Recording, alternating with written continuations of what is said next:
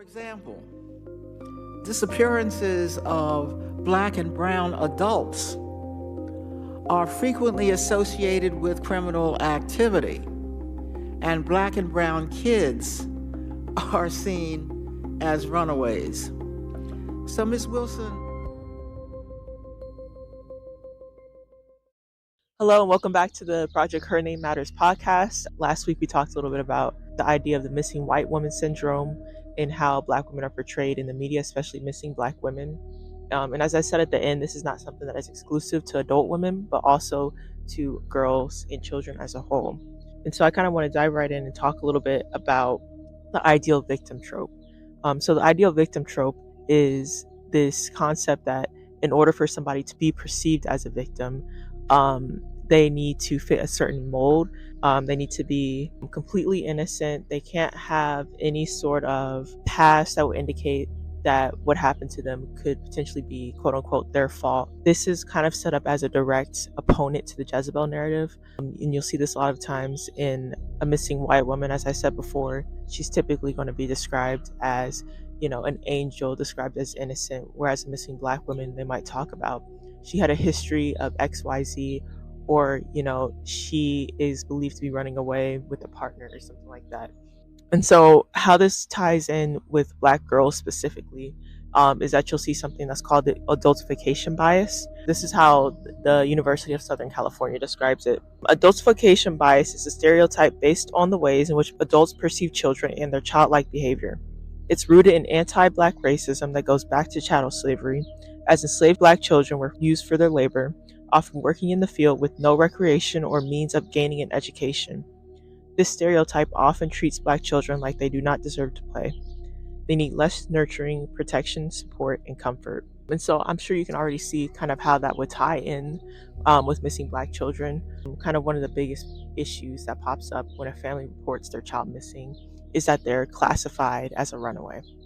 And with the runaway, you don't need to necessarily have as much care, especially on behalf of the law enforcement, on behalf of just the public in general. They're not typically going to dedicate as much attention to those cases. Obviously if you see the child less as a child and more as an adult, you're going to give them an extra sense of agency that they might not actually have. You'll see with young black girls specifically, people in general, if they see a black girl in distress, if they see a black girl hurt, crying, etc., they have less of an empathetic response, right? So that's not going to catch on in the media. That's not going to be your big news headlines, but rather people are going to sort of see it as a non-issue. And kind of the next step after adultification would be dehumanization. So dehumanization is kind of taking away the inherent value of a person, taking away any sort of respect that you might have for their existence as a person outside of maybe what they've done or maybe what background they come from. So one of the ways that this kind of overlaps with black women is through misidentification and victim criminalization. And so victim criminalization is heavily associated with cases of human trafficking, which, as you might already assume, are very heavily connected to missing persons cases. It's estimated that over 99% of human trafficking cases go unidentified. We really have no way of measuring exactly how many missing persons cases can be attributed to cases of human trafficking, but we can say that between 78 and 94% of adult human trafficking cases are women. I want to talk about from a racial perspective, how does that affect the missing women and girls crisis?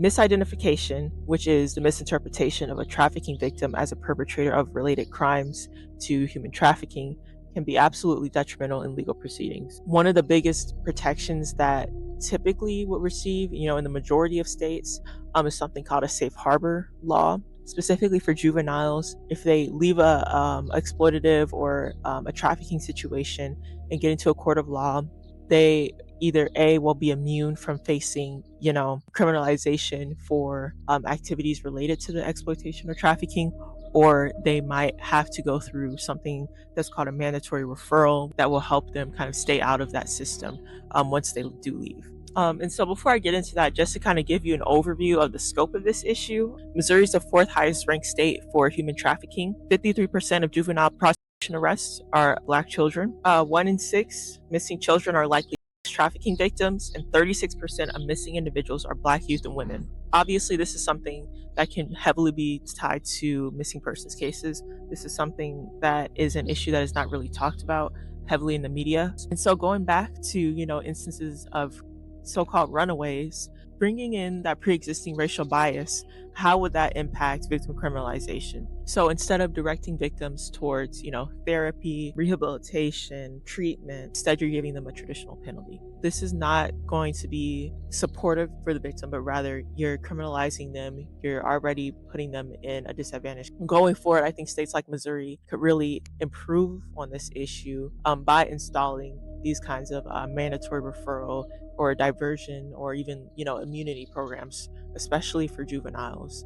And so this brings us right back around to that question of, adultification, dehumanization, and what kind of agency do we ascribe to these children when you refuse to offer them any sort of treatment or protections? You're ultimately basing that kind of decision on inherent racial biases. And so in the next episode, we're going to talk a little bit more about how human trafficking and missing persons are connected.